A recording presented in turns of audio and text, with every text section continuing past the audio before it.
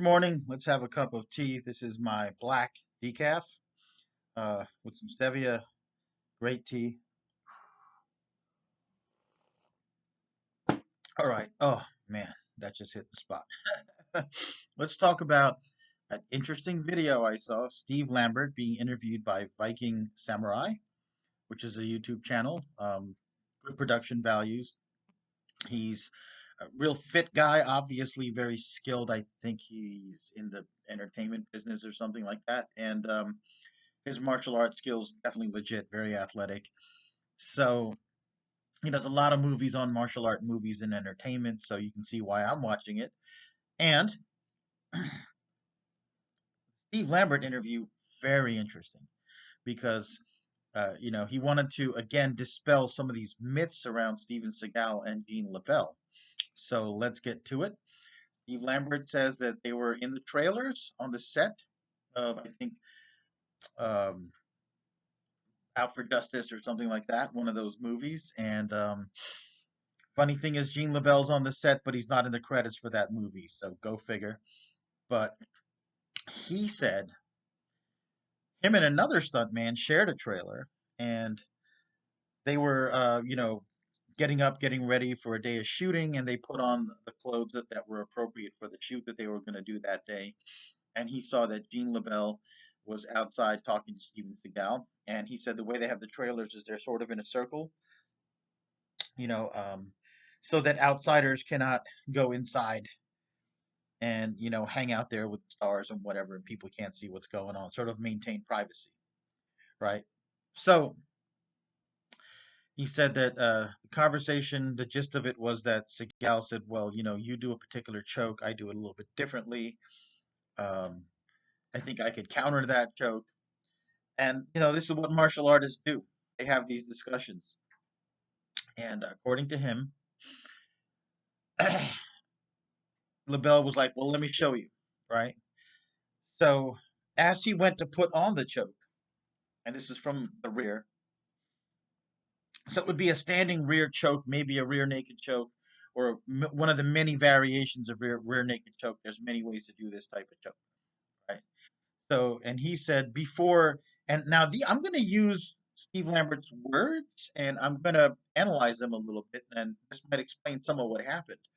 He said that whenever another martial artist meets another artist, and they start talking about techniques, and they say, well, here's how I would counter it, here's how I would do it. He said there is an unspoken understanding that you will always do things slow and just kind of walk through it. It doesn't need to be said. Those are his words. But I contend that this unspoken understanding doesn't always exist. You don't know what's going through the other person's head or how they practice, right? You don't know if that person's personality, what their fighting experience is. Someone who has zero fight record, but it has been in a lot of street fights, for instance, it's really hard to demonstrate techniques with them. All right. Um, this might explain what happened. And he said before that choke was even on, Steven Seagal sidestepped and hit him with a forearm, kind of like if you're smashing downward, almost like a low block, right? Part of the kata stuff that doesn't work. He said, and quote, he said it lifted LaBelle 3 feet into the air, and it was a full power, full blast shot. It's well nigh impossible to hit someone in the crotch with a forearm that's traveling this way and lift them 3 feet in the air. Maybe LaBelle jumped from the pain and shock. So LaBelle never actually got that choke on him. He might have thought he was going to demonstrate slow, but we weren't there. Even he couldn't have seen from where he was at. He said he was, by the trailers, maybe inside the trailer or just outside the trailer, watching this happen in front of him. So, and he said the minute LaBelle landed, he did basically a foot sweep, right? Where you go across the person's front of the body and you sweep across with your forearm, and the leg on this side of the body sweeps, an ashibarai, right? And then he said, quote, Gal flew 4 feet in the air, which again, that's not what foot sweeps do. He probably upended and his feet were in the air as he fell on his back, and then immediately Seagal stood up, and LaBelle was in one area, was here, and Seagal was here, and they were looking at each other, and there was, now both of them had shock and anger in their eyes, and Seagal's two bodyguards were ready to just move in and take LaBelle down, and he looked at them and gave him a no, like don't do it. And then Steve Lambert says LaBelle extended his hand. No, excuse me. So let me retract that. It's trying to get the trying to remember this interview that I just saw, so it's fresh in my mind. Sorry for the mistake. Apparently, Seagal was still on the floor, and LaBelle extended his hand, um, and said, "Here, now I'll show you what I would do to counter what I just did," and helped him up.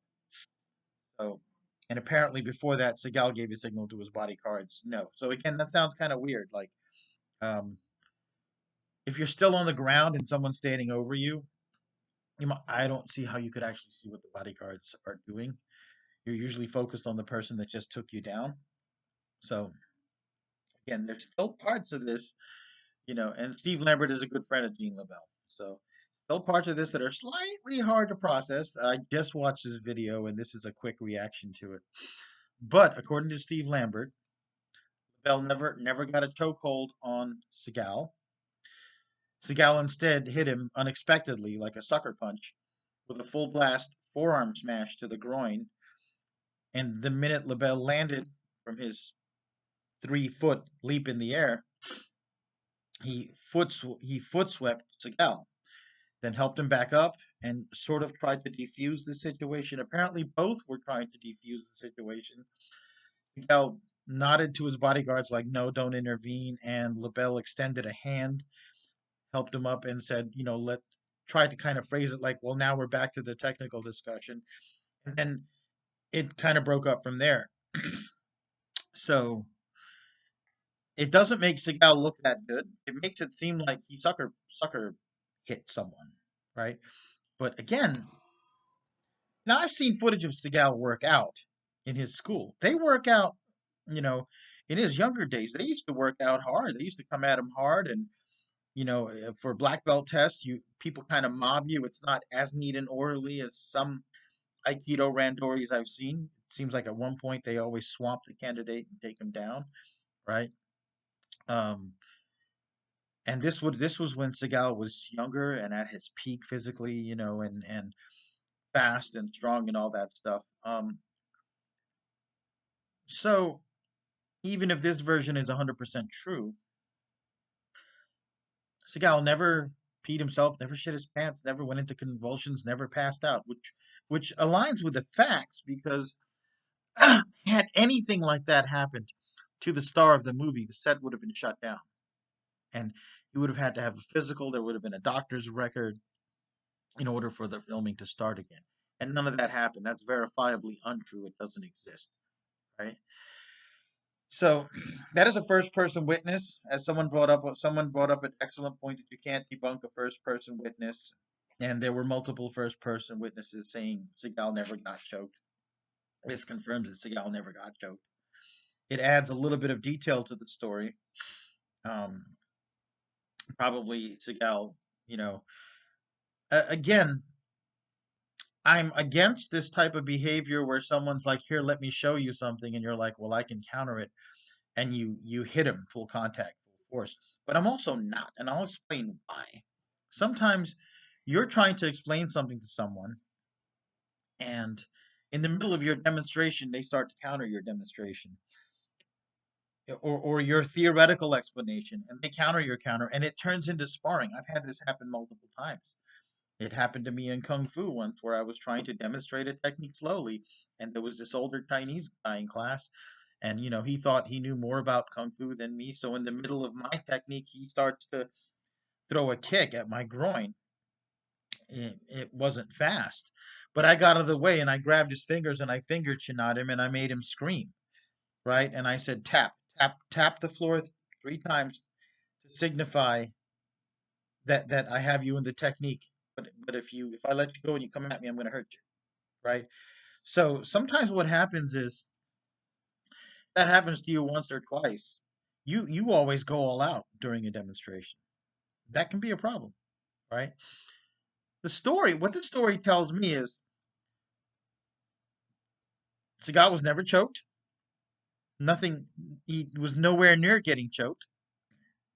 He applied a full power technique to Jean LaBelle, and Jean LaBelle immediately applied a full power sweep to Steven Seagal. They both got their techniques off in that sense. So it's like 1-1, and then there was a bit of a face off, and then things de escalated, probably because both of them realized there was everything to lose and nothing to gain from this encounter, right? So when two highly trained, highly experienced, highly skilled martial artists do an exchange of techniques, it can turn south really quick. That's why I always feel like there needs to be some kind of structured format for these exchanges. There's a lot of pride and ego, and the testosterone is flying and all that stuff, and it's easy for things to go south unless there is a format, unless there is a an actual workout, unless there is an actual seminar or something like that, right? But anybody who's ever taught a seminar, I've taught a seminar, there's always the one guy, one black belt who tries to make you look bad, and so you have to on the spot improvise and counter. I've had to do that, right? I had to do it in class just the other week, and earlier this week. I'm at Zinni's gym. I'm coaching some kickboxing. I'm working with this young guy, and I'm showing him how to do the Philly shell and how to slip punches and parry punches because he has the offensive techniques. His defense wasn't really there. And as I'm doing the drill, I have my boxing gloves on. He has his, and I'm like, okay, now when I do this, move the shoulder and everything.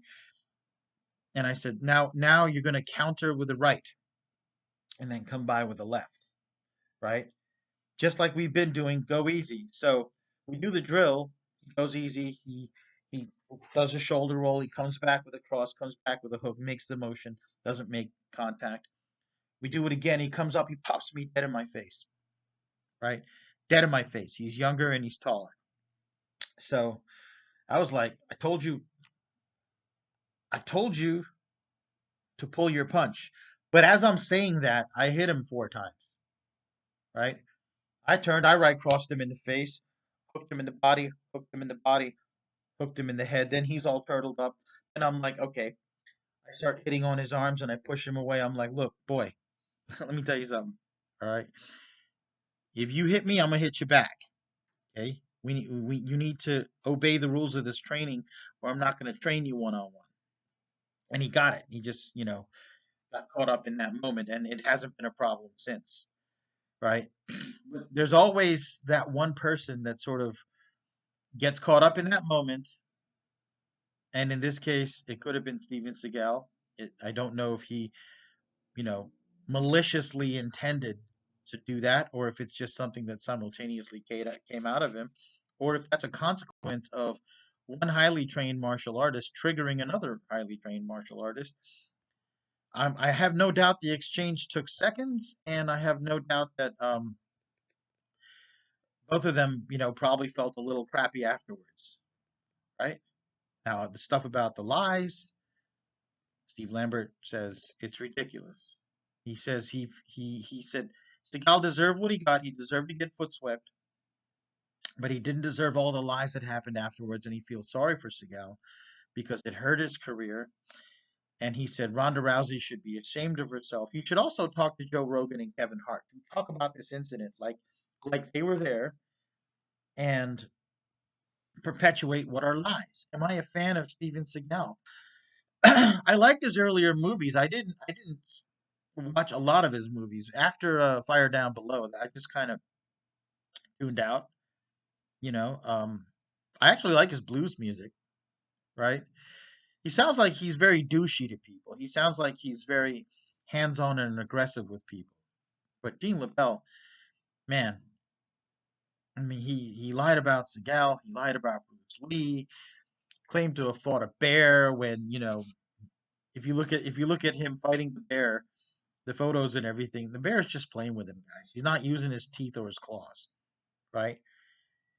There's like some slight scratches on LaBelle's back, but it's a tame bear.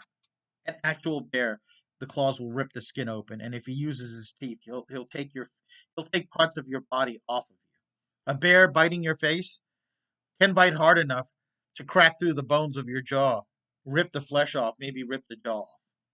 A bear can take your hand off. A bear can rip your belly open and eat you while you're still alive. That's how powerful a bear is, even a tame bear, right?